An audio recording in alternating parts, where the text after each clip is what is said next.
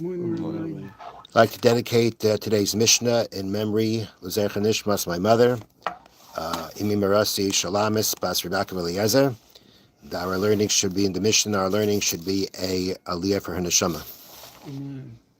Okay, so we have been discussing the law of the Sekrikun, and the last thing that we mentioned, the law of Sekrikun is that if a person, if a Sekrikun steals a piece of land or forces a Jew to give up his land to him, and then another Jew buys that land from him, that the halacha is that when a Jew buys the land back from Sekrikun, even if he goes back to the original owner and makes a kinyan with him, he will not keep the land. It'll go back to the original owner because the Sekrikun never acquired it, and nor did the original owner who agreed when he, after Sekrikun sold it to you, that he now made a kinyan, an acquisition with you to own the land, that we say that he wasn't serious about it, and therefore the buyer loses out.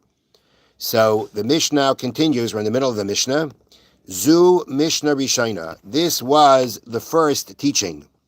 This was the original teaching of the Chachamim, as what we just said, which is that one who bought stolen land from a Sekrikun and then bought it from the owner must return it to its owner. That was the original teaching. Based in Shalachareim Amru, but the Based in after them, a later Based in said, Halokach Mesekrikain, one who buys land from a Sekrikain, Naisin Laba'alam Revia, he gives back 1/4 of the land to the owner. Let's just get that, just that, just get what it says. The Bezin Shalachareim said, one who buys from a Sekrikain gives the original owner, meaning the one who lost his land to the Sekrikain, 1/4 of the land or 1/4 of its value. Now what that means is like this. Originally they said, you buy from a Sekrikun, even if you go to the original owner, not yours. The later Bezdin said, nope, if you buy from a Sekrikun, you keep it. You keep it. Now, the reason they did that is because people were hesitant to buy from a Sekrikun if they knew that they could possibly lose it at the end. Are they going to lose it at the end? So they didn't want to buy from the Sekrikun, which meant that pieces of that land of Eretz Yisrael was remaining in the hands of these Sekrikun, of these outlaws. Okay, usurpers. Thank you. It's going to remain by them. So therefore, they made they instituted a special law that when you buy from a Sekrikun, you keep it. You keep it. And the only thing that you're going to go ahead and return to the original owner is 1/4 of its value. Now, what that means is like this.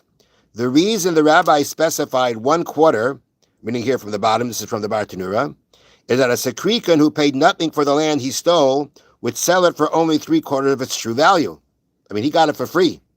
So he sells it at a cheaper rate. He sells it at 3/4 of its value. The buyer who now who bought it off of him, thus profited by an extra quarter from the deal. Therefore, it is this quarter that he must return to the original owner, which means either in land or in money. Okay, now, but it doesn't end there. Masai, when do we say this? When do we say this new law that you buy from the Sekrika and you keep it? Bizman she'ein biyadan likach. That is when the original owners themselves don't have the money to go ahead and buy it back from the Sekrika. Aval yesh biyadan likach. But if they have enough money themselves to buy it back, hein kaid melachal adam, they come first. So even though we are allowing the buyer to keep the land from the Sekrikin, we're allowing him to do that because we don't want land of Eretz Yisrael to remain by the Sekrikin.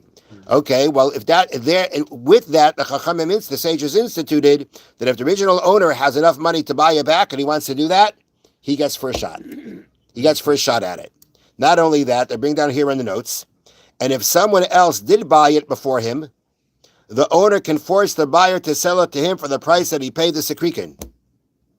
Meaning if someone didn't give him, he had the money, but someone went and bought it anyway. Mm-hmm. The original owner can force the new owner, the buyer from the Sekrikin, to sell it to him for the price that he bought it from the Sekrikin. Meaning at that lesser value price. Now, but they add, if, however, the owner did not have enough money to buy back his field from the Sekrikin, and someone else went ahead and bought it instead of him, which was all kosher, the owner cannot force the buyer to sell him the land even after he does have enough money to buy it. Meaning later on, at the time, he didn't have, right? Somebody else went and bought it. Later on, the original owner now has enough money for it. Too late. If you didn't have the money to buy from the Sikrikain, and therefore someone else had the right to do it, they keep it. You can't force them off of it. In such a case, the buyer keeps the field and gives the owner just 1/4 of it. Again, he keeps the field and gives the owner 1/4. All right.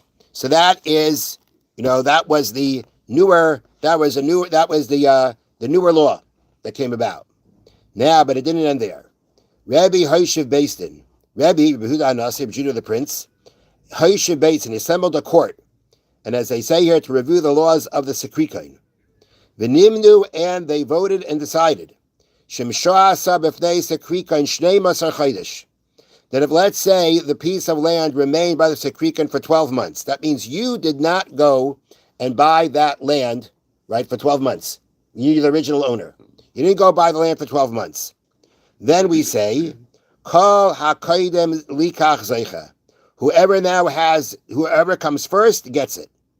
But they give to the owners 1/4, as we said before. Now again, what that means is, if stolen land remained with Sikrikin for 12 months or more, during which the original owner failed to buy it back, he failed to buy it back, then we say whoever's first gets it.